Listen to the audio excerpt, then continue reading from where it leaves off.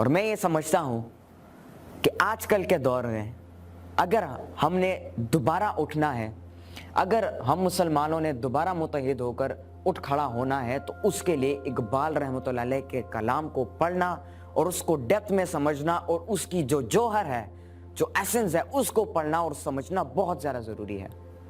کیونکہ جب تک ہم ان کے کلام کو پڑھیں لیکن اس کی جوہر کو نہ سمجھے تو تب تک ہم کچھ نہیں کر سکتے. ہمیں ابھی چاہیے کہ ہم اپنی سکولز میں، ایجوکیشن سسٹم میں ان کو انکلوڈ کریں.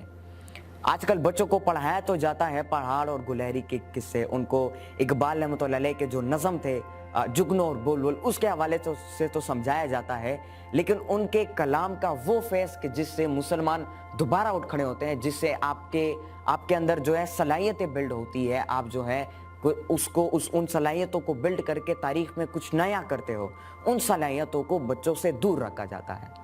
اور بچوں کو اس چیز کے پیچھے لگوایا جاتا ہے کہ آپ نے گریڈز کو حاصل کرنا ہے، اچھے مارکس کو حاصل کرنے ہیں، اچھی پوزیشن حاصل کر کے ماسٹر کی ڈگری حاصل کرنی ہے، اور اس ڈگری کے بعد کہیں جا کے نوکری کرنی ہے آپ نے. اور وہ بچہ بچپن سے اسی کانسیپٹ کو لے رہا ہوتا ہے. آج کل آپ کسی بچے سے بھی پوچھو کیا بننا چاہتے ہو، وہ کہتا ہے میں ڈاکٹر بننا چاہتا ہوں. کیوں بننا چاہتے ہو؟ ڈاکٹر بن کے پیسے کمانے میں نے. تمام بچوں کو لٹریسی اور نیومیریسی کے پیچھے بچوں کو لگا دیا گیا کہ آپ نے اچھے گریڈز حاصل کرنے ہیں اور آپ نے کتابوں کو پڑھنا ہے، بلکہ ان کی علم کو بھی محدود کر دیا جاتا ہے.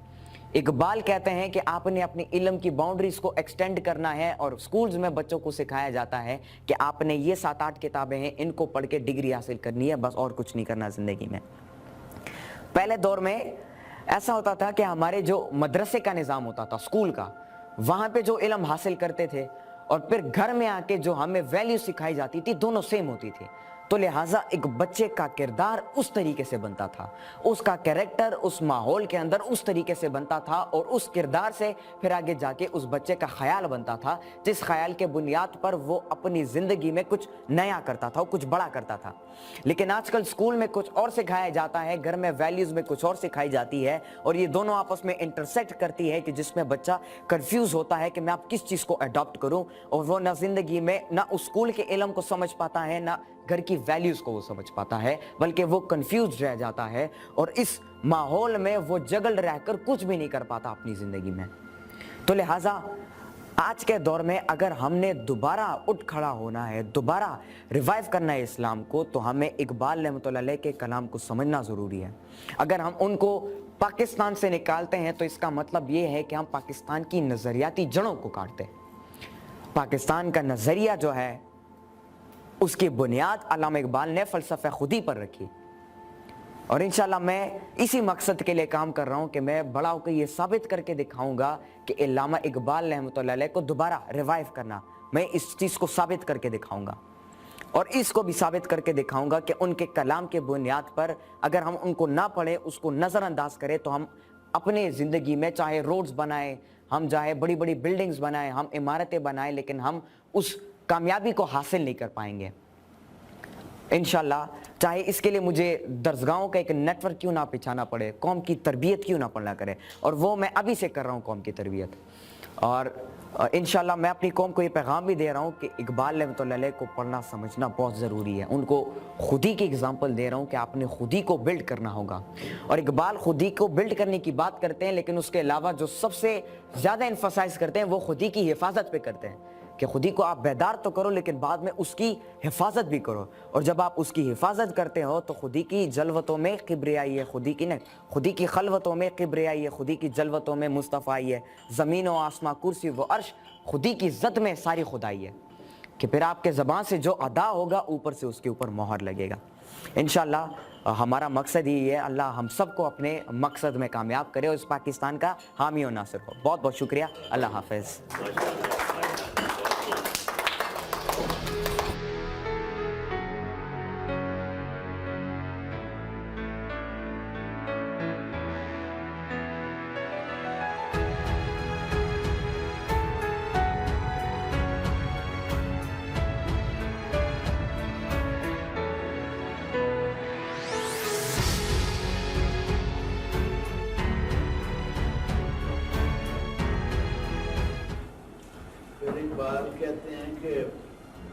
مسلمان کو مسلمان کر دیا طوفان مغرب.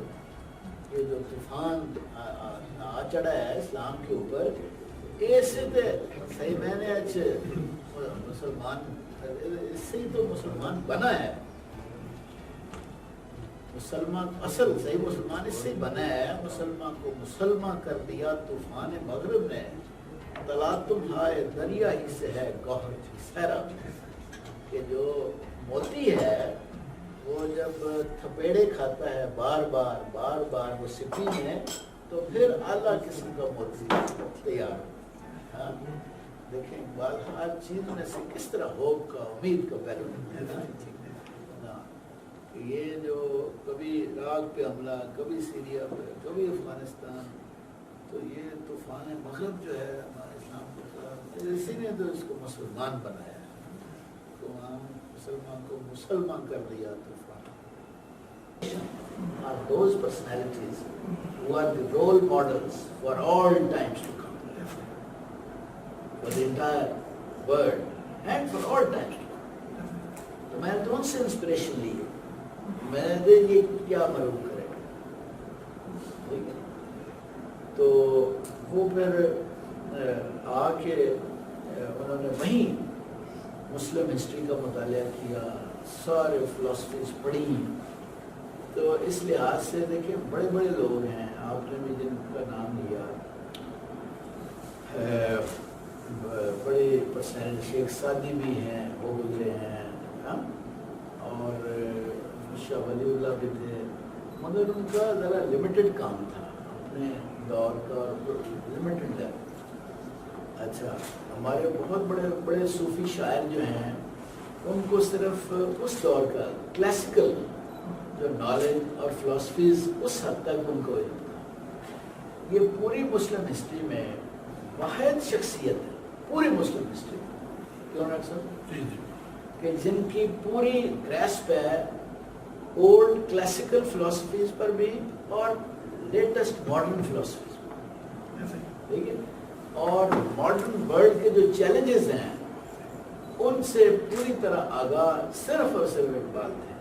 ہمارے بڑے مسلم تھنکرز اور پوئٹس میں سے, اور تو کوئی تھا نہیں نا اس لیول کا.